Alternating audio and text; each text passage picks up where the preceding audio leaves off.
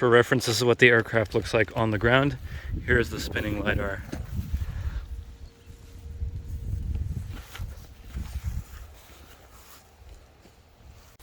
This LiDAR feeds information about the terrain and trees into the drone's flight controller. I added around 1,000 lines of my own code to the flight controller.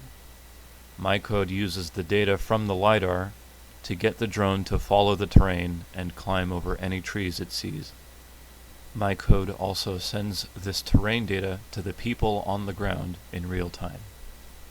Initially, the drone will be flown manually.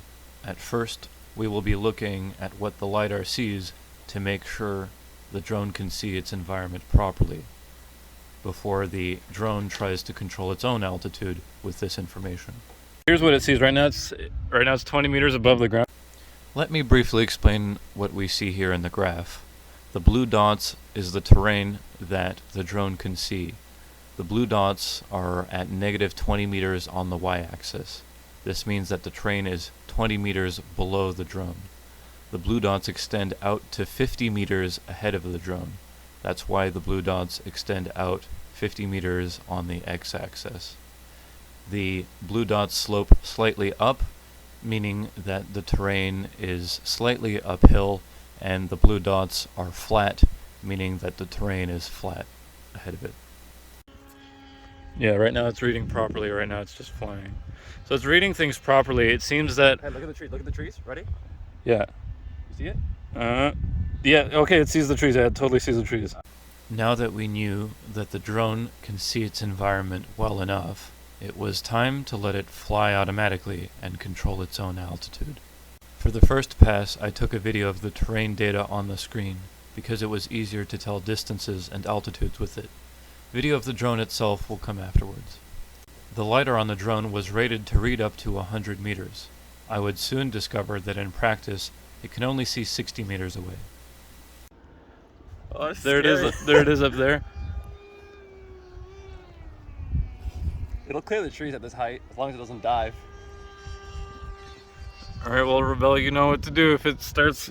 Starts diving? Yes, it starts diving. You give her some of that. It can only see at 60 meters, honestly. Like, when I'm looking at these dots, they only appear at 60 meters. Yeah, it's climbing. Yeah. Yeah. Nice. Because the LiDAR can only see 60 meters away, that means that the drone has less time to adapt to the terrain ahead of it, meaning overall, the drone has to fly more aggressively than expected. Right. It's taking a small, it's diving a little bit. So it's definitely using the throttle a lot. It should see the trees at some point. Okay, there it sees the trees. Now it's lifting up. Yeah, you can see it climbing.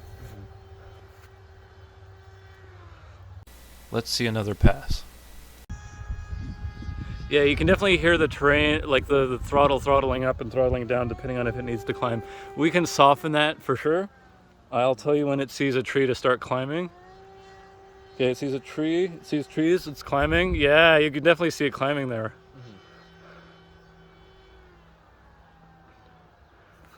Although it is possible to soften the aggression of the drone short term, a long-term solution is to find a LiDAR that can read out to 100 or maybe even 200 meters. So here, after the flight, we can see what path the drone took in 3 dimensions. So here I'm going to scroll through the drone's flight path, and the lines here in red were when we were flying in manual mode. When the line turns orange, now the drone is automatically controlling itself in 3 dimensions. Here we can see this lighter patch is the open flat field. This green patch in the middle is the airstrip from where we were taking the video that you saw. Over here, this darker green blotch is where that forest was that we were climbing over. And the tallest trees, from what I understand, are in the middle, from what I saw out in the field. So the tallest trees are here in the middle, and you can clearly see that as the drone gets closer and sees those trees ahead of it, it starts to climb. All three of these lines are the three different passes that it did. And here you can see it's climbing above those trees to get above them. This project took me about 3.5 months to create. A lot of the time was spent setting up the simulator and learning the ArduPilot source code. The simulator was well worth it because, as you saw, the flight code I wrote worked as expected, even though the off-the-shelf Lidar did not. Before mounting this system on our company's full-scale drone, as mentioned before, a more long-range Lidar is needed, especially because the full-scale drone flies approximately twice as fast as the small-scale drone we saw. Flying twice as fast means the UAV has half the time to react to obstacles, which might be outside of the drone's flight performance abilities to avoid. Oh, yes! Yes! Even if longer-range LiDARs are not available on the market, this project shows our company's ability to significantly alter the drone's source code.